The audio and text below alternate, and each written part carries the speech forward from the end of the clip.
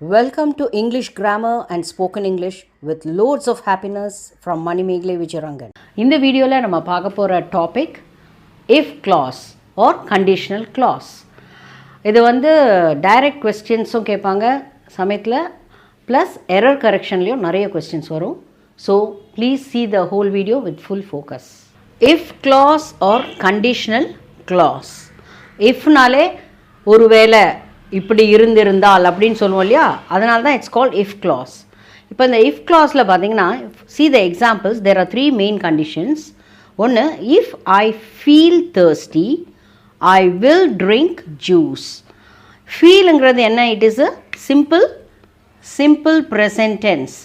இப்போ simple present tense வந்ததுன்னா you have to use will இல்லைனா ஷால், கேன் ஆர் மே. அதுதான் யூஸ் பண்ணணும். இந்த நாளில் எதனா யூஸ் பண்ணலாம் depending on the verb. If I feel thirsty I will drink juice or I may drink juice, அது மாதிரி. Second one, if I felt thirsty I would drink juice. ஃபெல்ட்ன்றது என்ன? Simple past. இப்போ இங்கே பாஸ்ட் டென்ஸ் வந்துன்னா நிறைய பேர் பேசும்போது இந்த தப்பு பண்ணுவாங்க. If I felt thirsty I will drink juice. இங்கே வில் சொல்லக்கூடாது. பாஸ்ட் டென்ஸ் வந்ததுன்னா you should use would, that is the past form of future. would, could, should, might, அது மாதிரி தான் வரணும். செகண்ட் கண்டிஷனுக்கு could, should or might இது மாதிரி யூஸ் பண்ணணும். and the third one is if I had felt thirsty. had felt, this is past perfect. இதே past perfectனா இங்கே future perfect, அதுதான் யூஸ் பண்ணணும். that is if I had felt thirsty I would have, வெறும் I would drink juice அப்படி சொல்லக்கூடாது. I would have drunk juice. okay, I'll repeat. if I feel thirsty I will drink juice. present tense will be followed by will, shall, can, may. இதே if I felt thirsty past tense na it will be followed by would, could, should or might. அதே மாதிரி if I had felt thirsty, that is past perfect na, it will be followed by future perfect. I would have drunk juice. இப்போ conditional clauseலே இன்னொரு example பார்ப்போம்.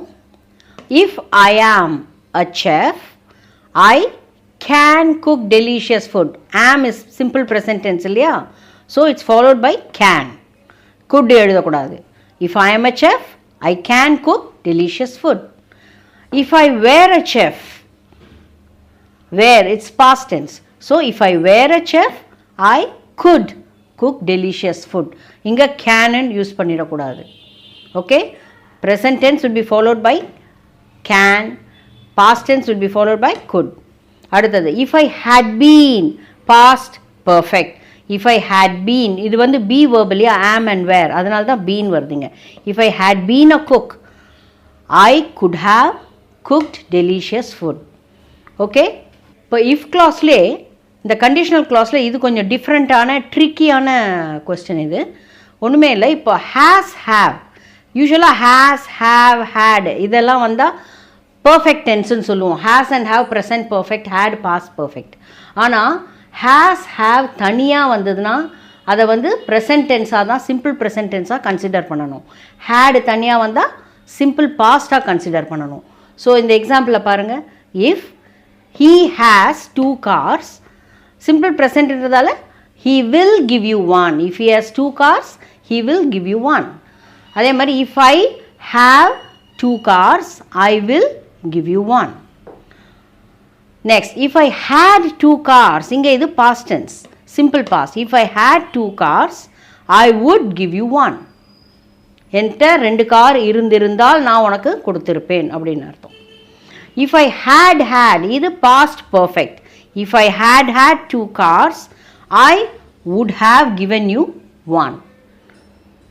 so has, have தனியா வந்ததுன்னா it should be considered as simple present tense. had தனியா வந்தா simple past tense. if I have 2 cars I will give you one. if I had 2 cars I would give you one. if I had 2 cars I would have given you one.